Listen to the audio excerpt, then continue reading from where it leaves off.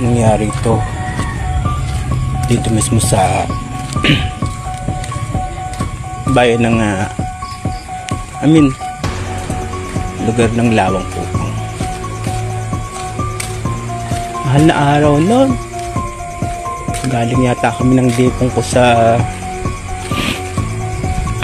bisita. Nag-aagawan dilim at liwanag. Ay nakikain na kami ng hapunan. Tapos pauwi na kami. Kung mga yung bisita ng Lawang Kupang malayo din sa lugar namin dahil pinakaduro na kami. Halos tagos na sa kalabasa. So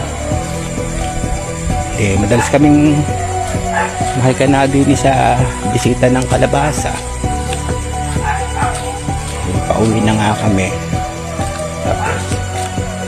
Tapos di ba liwanag pabali araw, dilim at liwanag. Ito mismo yung nilalandas na itong kalsada na to. Yan.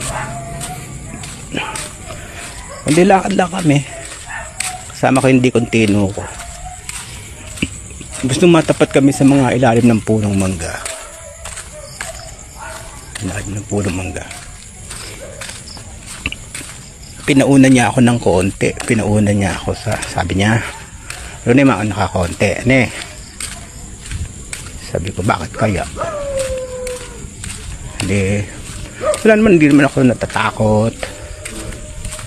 Kasi kung nga baka ako iihi lang. Kaya pinauna ako ng konti. Pinabutan tuloy ako. Tapos ba naman sabi sa akin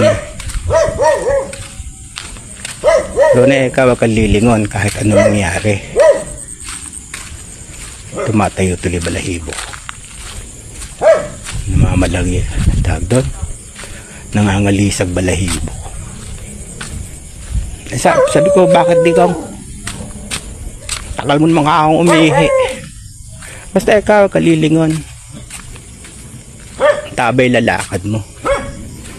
Di niya. Ang tabay lalakad ko. Tapos nung lumampas na kami sa manggahan. Lumampas na kami sa manggahan. Di kung bakit ba ayaw mo ko palingon may kasabay kasi Eka ako.